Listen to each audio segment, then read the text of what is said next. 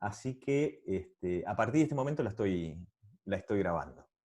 Así que le agradezco al que me hizo... Ah, Miguel, que me hizo el comentario. Sí, ahí la empecé a grabar.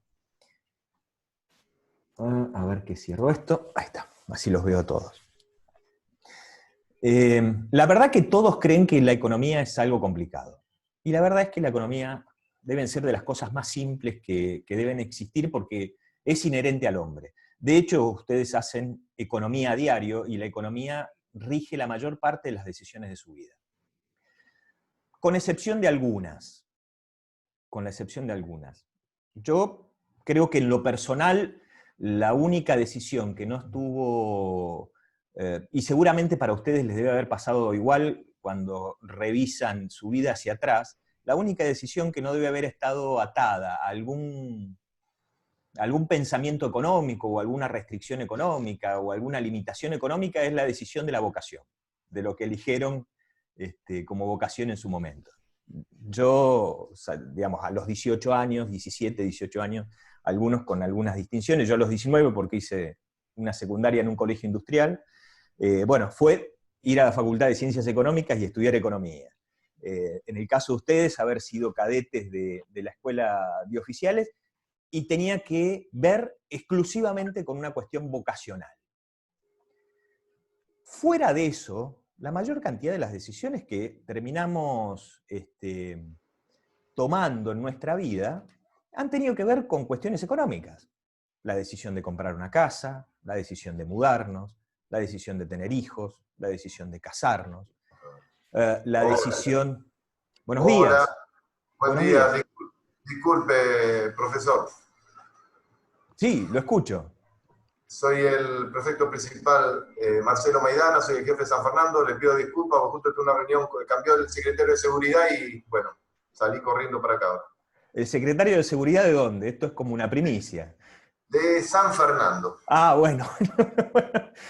Es el único cambio por ahora. Por ahora sí. Sí, pero no es a raíz de este problemita, sino es una persona que ya venía hace tiempo y tenían previsto cambiarlo, venía con la gestión del padre, del intendente que se fue, y ahora asumió el hijo, que es Juan Andreotti, y bueno, él ya queda como asesor este secretario. Bueno, fantástico. Señor, encantado de recibirlo y recién estamos empezando, así que no se ha perdido mucho. Bueno, Mi ¿me pueden currículum, ver? mi currículum solo que es sumamente pesado, así que no se perdió nada. Bueno, ¿sale el video o no? No, usted todavía no está saliendo. Bueno, a ver, ahora sí. Ahí, señor, encantado de conocerlo. Bueno, lo mismo. Buen día, señores, ¿cómo le va? Un Igual no nos poquito. perdíamos nada, Marce, buen día. Bueno, los saludo a todos menos a Krasevich, profesor, que no es una gran persona. Ahí lo ven. Ahí que aparece Bueno. Martina. Sí, Los sí, demás son unos excelentes profesionales. tenemos la señora Constanza que nos está acompañando, que es una profesora mía de prácticas que nos va a acompañar en esta charla. Y bueno, y la tenemos a Martina también, así que como para incluir, no sentir que discriminamos el género en ningún aspecto. Bueno, hablábamos un poco esto de las decisiones que tomamos, que la gran mayoría, excepto la vocacional, tienen que ver con decisiones económicas que en muchos aspectos limitan nuestra vida. Todos creen no entender la economía y la economía del país y las diferentes variables, y la verdad es que con la economía que ustedes hacen, yo siempre digo, mi madre es mejor economista de lo que yo he sido, y mi abuela todavía era mucho mejor, que creo que mí, a pesar de que era analfabeta. Mi abuela vino después de la Primera Guerra Mundial y bueno, no sabía ni leer ni escribir, pero era increíblemente, tenía una capacidad de administración fantástica, porque vinieron sin nada y bueno, criaron 4 hijos y pudieron comprarse su casa y tener sus cosas. Esto habla de una gran capacidad económica. La verdad es que la economía de un país, la economía de una provincia y la economía de una familia no tienen diferencias en los principios básicos. Lo que sí cambia es la escala. Lo que sí cambia es la escala. A veces la complejidad puede llegar a darse en aquellas instituciones que están vinculadas, muy relacionadas estratégicamente, con las cuestiones económicas. Como es el caso de donde todos pertenecemos, la Prefectura Naval. La importancia económica y estratégica de la Prefectura Naval es fundamental para la economía argentina. Yo voy a tratar de repasar en línea de tiempo un poco las diferentes escuelas económicas y van a ver un patrón común en cada una de ellas, más allá de las variantes, algunas muy marcadas y otras más sutiles, ¿sí? Cuando hablemos de los clásicos vamos a ver a los, digamos, a los primeros pensadores de la escuela capitalista y lo vamos a ver a Marx como contraposición a ellos, pero más allá de las diferencias, que en este caso pueden ser muy significativas entre el marxismo y el capitalismo, hay un factor común para todos, que es el comercio. Yo voy a compartir con ustedes un pequeño PowerPoint, más que todo para que vaya sirviendo un poquito como guía. Voy a modificar un poquito la pantalla para poder verlos mejores a todos ustedes. ¿Se alcanza a ver bien? ¿Sí? Sí. Genial. Sí, sí, se ve. Bien. Como les había dicho, la idea es tener 3 charlas. En teoría yo tengo el Zoom pago, pero por las dudas, en algún momento, para que no se corten en la mitad de la charla por ahí, salimos y volvemos a entrar. No se debería cortar, pero por las dudas lo hacemos. Y de paso tienen la posibilidad de cambiarle la yerba al mate o algo por el estilo, que veo que varios están tomando, así que yo en alguna medida también los voy a acompañar. La idea es poder tener 3 charlas, uno que es la primera en la que estamos hoy, que es la economía y su evolución en el tiempo, la segunda que tiene que ver con el comercio exterior argentino y el índice de actividad fluvial y marítimo, que les comento que es un índice que publica mensualmente la Prefectura Naval en su página oficial, y es el índice que permite explicar hoy cuantitativamente el comercio exterior argentino, algo que no existía. Solo estaba el índice del INDEC, que el índice del INDEC es cuantitativo, es decir, en millones de dólares. No había forma de poder analizar y estudiar la evolución del comercio exterior en cantidad, en toneladas sería en este aspecto, porque este índice no existía. Gracias a la Prefectura Naval, que está absolutamente relacionado con el comercio exterior, hoy los economistas y todos aquellos que invierten en temas que tienen que ver con el comercio exterior, tanto sea el Estado como el sector privado, tienen la posibilidad de tener un índice que le permite analizar en el tiempo ex ante, o sea, hacia atrás, cómo fue evolucionando en cantidad y expone hacia adelante cuáles son las perspectivas que pueden tener, sobre todo en lo que tiene que ver con aspectos de la inversión. Y la última, que quizás pueda llegar a ser la más interesante, que es la restricción externa y las perspectivas de la economía argentina.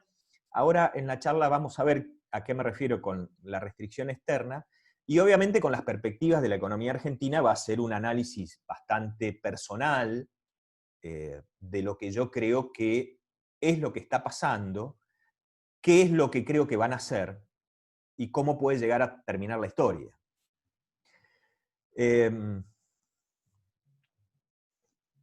Un poco de qué es la economía, era la idea de poder tener al final contestado en algún aspecto esto. Y qué da origen a la economía son, me parece, los 2 puntos más importantes. Primero, sobre la economía, se suele decir de que es la ciencia que administra, o por lo menos trata de administrar más eficientemente la escasez de los recursos. Primero, yo dudo que sea una ciencia. Hay muchos de los economistas que dudamos que esto sea así. Por eso yo lo llamo una disciplina. Primero, creo que no es ciencia. Para ser ciencia tiene que cumplir con por lo menos 5 preceptos, y hay uno que la economía es, difícilmente logre poder cumplir, que es la capacidad de predicción. La predicción con exactitud suele ser uno de los principios que denomina o determina una ciencia. Con lo cual, yo lo suelo llamar una disciplina, no creo que sea científico, porque la verdad es que cumple con muy pocos preceptos como ciencia. Pero es cierto que trata de administrar lo más eficientemente la escasez de los recursos, algo que ustedes saben porque son jefes de dependencia y tienen que lidiar con eso en forma casi habitual. La escasez es la que da origen a la economía. Uno de los orígenes de la economía es la escasez. La verdad que en la abundancia los economistas tenemos poco que hacer. En todo caso nos pueden invitar a gastarla, pero no administrarla. Justamente la administración viene a partir de la escasez. Y lamentablemente para todos los recursos son escasos. Todos, exactamente todos los recursos son escasos. Elijan el que elijan, el aire, la tierra, dependiendo el ámbito y el lugar, siempre tenemos escasez de recursos. Y lo otro que define a la economía... ¿Tengo una pregunta? ¿Puede ser? Sí, claro. Le agradezco. La escasez es igual que los recursos tengan un límite. En cierta forma... Porque escasez es cuando uno tiene, digamos, tiene que administrar el recurso, un recurso que es, bueno, justamente escaso, y tiene que con eso sacarle el mayor provecho y tratar de aprovecharlo al máximo, ¿no? Pero, por ejemplo, yo no sé, por eso le pregunté, el aire yo no lo veo como algo escaso, sí lo veo como, o el agua, como que sí tiene un límite, ¿no? Pero no sé si, por eso el concepto de escaso y de que Bien. tiene un límite, que es algo finito, ¿es lo mismo? Disculpe la pregunta. Es casi exactamente lo mismo. Por eso también había puesto la distinción de que la escasez también tenía que ver con el ámbito y el lugar. Si estamos a más de 4.000 metros de altura, el aire empieza a hacerse escaso. Claro, Y sí. tenemos que ver cómo lo administramos. Esto lo digo como montañés, ¿no? Les aseguro que después de los 3.000 metros empieza a complicarse, y ya ver cómo administramos la escasez del aire empieza a ser casi todo un arte. Pero la gran mayoría, sí. Y obviamente también esos recursos escasos tienen límites. La tierra es escasa y aparte tiene un límite. Que es la costa. Es decir, pero, digamos, están todos dentro de la misma conceptualización en lo que tiene que ver con la administración de ese recurso. Y tratar, la torta es corta, es chica, y bueno, tenemos que ver cómo hacemos para que todos coman una porción. Y ahí está el secreto, en cierta forma, de la administración. Vamos a poner el reloj por acá, así lo voy más o menos llevando. Yo más o menos centré o traté de centrar en los que fueron pensamientos rupturistas. Después hay muchas escuelas de pensamiento económico, pero que son variantes de una escuela que fue primordial en algún momento. El mejor de los ejemplos, a lo mejor, es lo que llaman el neoliberalismo, que no existe por definición el neoliberalismo, pero digamos, sería la variante monetarista a lo que serían los neoclásicos o los marginalistas, que en cierta forma eran los que se oponían a Keynes, a a esta escuela capitalista con cierta participación del Estado. Es decir, no los incluí en algunos casos, sino traté de incluir los pensamientos económicos un poco más rupturistas, aquellos que en cierta forma marcaron época o dieron inicio a un nuevo pensamiento. Lo que sí vamos a ir viendo es que cada uno de estos en el tiempo fue acumulando conocimientos, fue tratando de refinar la teoría, tratando de incluir mayor concepto. ¿Para qué? Para tratar de explicar de la mejor manera los procesos económicos y tratar de proponer diferentes soluciones en base a su pensamiento, ¿no? Digamos, siempre eso está también limitado por el pensamiento de aquel que propone medidas o propone mejores formas de administrar, o propone explicar las cosas que están sucediendo. Cuando nos referimos a la economía primitiva, podemos irnos hasta la época de la edad de piedra, digamos, del hombre primitivo. El hombre primitivo era nómada y recolector. ¿Por qué se imaginan que era nómada y recolector?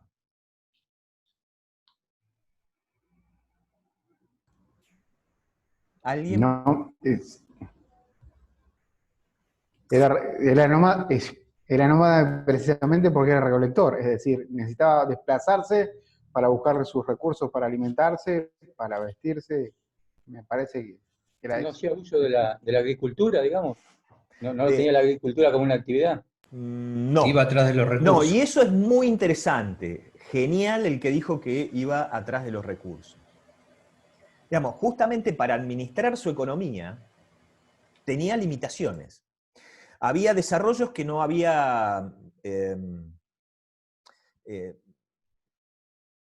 había elementos que no había logrado desarrollar. Entre esos elementos que no había logrado desarrollar era la vestimenta, lo cual esto le implicaba una limitante. Entonces tenías que vivir generalmente en climas cálidos, que a su vez los climas cálidos son los climas que mejoran la posibilidad de recolección. Si quería desarrollar la agricultura ya se tenía que establecer. Y para establecerse también tenía que estar sujeto a los cambios de temperatura, y todavía no había desarrollado la vestimenta. Entonces vivía en climas cálidos, se iba corriendo y sabía que con los climas cálidos tenía garantizado, entre otras cosas, que eran las apariciones de los animales que cazaba, que los animales chicos son más fáciles de cazar que los animales grandes, porque desarrollan otros instintos, que llegaban las épocas de floraciones y frutos y maduración de frutos de lo que recolectaba. Es decir, su administración de la limitación de los recursos que tenía, lo hizo de esa forma. El hombre prevaleció por su capacidad de adaptación y por su capacidad de administrar las limitaciones que tiene. Todos los recursos que eran escasos, obviamente. Se terminaba la recolección y iba pasando por diferentes lugares buscando eso mismo, siempre en una misma, o tratando de consolidar una misma condición a partir de las limitaciones que tenía. Después llegamos a lo que sería la economía preclásica, ¿sí? Que es ya empezar a refinar esto mismo que estaban observando desde los hombres primitivos hasta que se da el periodo en donde ya los países empiezan a ser un poco más formales y orgánicos, ¿no? Se termina, digamos, el feudalismo. ¿Sí? Yo, dando generalmente uso un chiste en la escuela superior cuando doy clase, que bueno, por usos y costumbres, uno, a pesar de que es profesor, lo suelen llamar señor, y yo siempre digo, no estoy ni en el cielo, ni tengo títulos de nobleza, el feudalismo ya se terminó. Así que les agradezco que me consideren tan noble, pero bueno, esta ruptura del feudalismo da una formalización de los estados, en donde los estados tienen que empezar a lidiar con los recursos que tienen y ver cómo se pueden hacer de más recursos. ¿Por qué? Porque la población está creciendo, porque el Estado está consolidado, porque se empiezan a prestar servicios, porque las ciudades empiezan a crecer y empieza a refinarse el pensamiento económico. En ese momento, estamos hablando del siglo XVII, siglo XVIII, fue traído casi a fines del siglo XVIII, principio del siglo XIX, el pensamiento fisiocrático a América Latina, fue traído por alguien muy particular, que es considerado el primer economista de América del Sur, que es Manuel Belgrano, que el Día del Economista se lo recuerda a Manuel Belgrano como el primero de ellos, ¿no? Él era fisiócrata. Estas dos escuelas, estas dos divisiones se siguen dando hasta el día de hoy. Los mercantilistas, como casi dice su nombre, buscaban esta cuestión de controlar la relación de las exportaciones y las importaciones. ¿Por qué? Porque nace la economía con el comercio. Sin comercio no hay economía. Sin comercio no hay país. No existen los países sin comercio.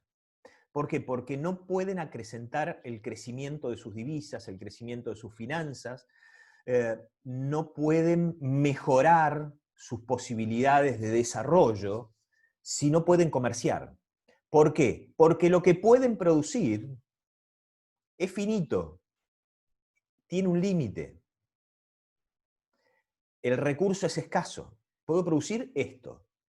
Y aparte tengo la particularidad, que ya se empezó a pensar en ese momento con los mercantilistas y los fisiócratas, que tengo ventajas comparativas y competitivas, lo que implica que no puedo producir cualquier cosa. Por clima, por lugar, por estacionalidad, por región, puedo producir algunas. La habilidad está en que a partir de aquello que puedo producir, ¿cómo puedo conseguir lo que no puedo producir y sí también necesito? Con lo cual el comercio es la piedra basal prácticamente de los países y la piedra basal de todo. Y todo aquello que está relacionado con el comercio es sumamente estratégico, sumamente estratégico. Básicamente los mercantilistas era un pensamiento, por decirlo así, capitalista, pero restringido. La base de los mercantilistas partía de cuanto mayor cantidad de capital tengo, en ese momento el capital era el oro y la plata, cuanto mayor capital tengo o consigo tener, más rico soy y más poderoso soy. Estamos hablando de la época de la colonia, ¿no? Clásico, en donde los españoles, los franceses, los ingleses buscaban todo tipo de materiales preciosos para acumular sus arcas. Básicamente tenía que ver con eso. Y la acumulación de material precioso, que sería la acumulación del capital, después desencadenó, entre otras cosas, la revolución industrial. Llevó muchísimo tiempo, 400 años, casi ese proceso de acumulación.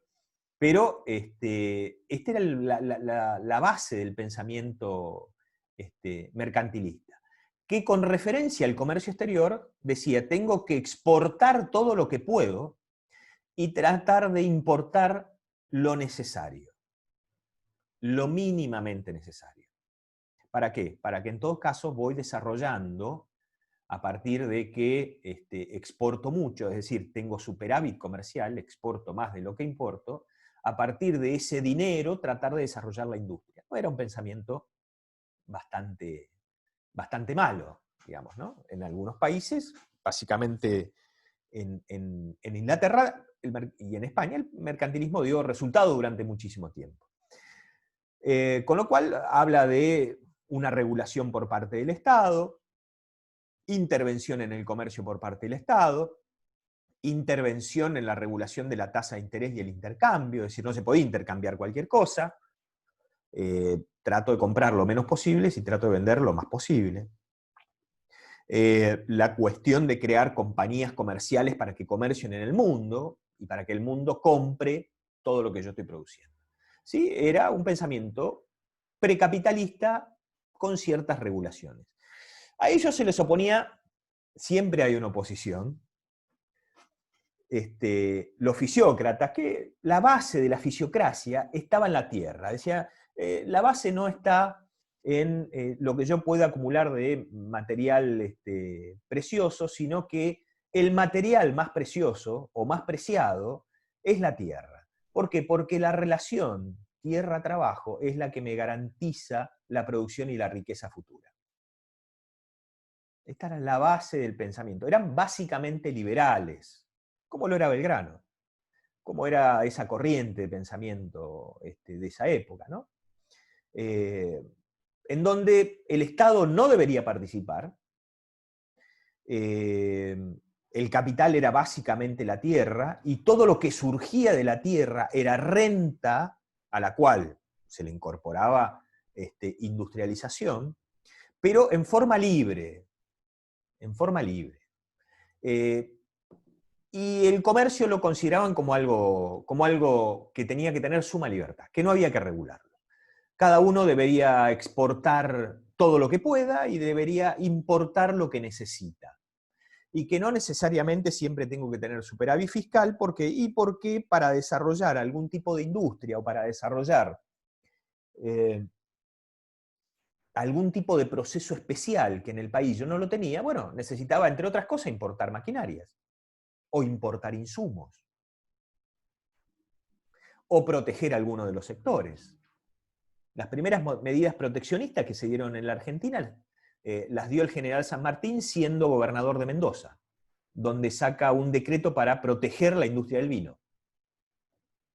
Pero anteriormente a eso, se había abierto la importación de vino y la importación de cepas. ¿Para qué? Para poder empezar a producir vino. Una vez que se logró producir, dijeron, bueno, vamos a tratar de restringir un poco la importación de vinos. ¿Por qué? Porque en todo caso vamos a tratar de exportarlo y no le quitemos mercado interno a una industria que aparentemente, siendo incipiente, tenía una muy buena competitividad. Y, entre otras cosas, daba ganancias. Terminados el pensamiento fisiocrático, entramos a un pensamiento ya más refinado, de personas que dicen, bueno, esto no es tan así, no hay una división tan tajante entre todo, sino que hay variantes que tienen que ser un poco más profundas y que tenemos que estudiarlas de alguna manera en forma un poco más particular. Ahora yo voy a entrar en los clásicos, después vamos a seguir a la variante de los clásicos, después vamos a ir a Keynes y vamos a ir a los estructuralistas, venimos bien con el tiempo, creo que llegó bien. Lo que sí les voy a pedir es que, porque estamos casi en la hora que se puede llegar a finalizar, yo salgo del Zoom y volvemos a entrar todos. ¿Les parece? ¿Sí? Todo con la misma clave, con el mismo link, y todo exactamente lo mismo, así nos garantizamos tener hasta el final sin interrupciones. ¿Está? Bueno, los espero en un par de minutos.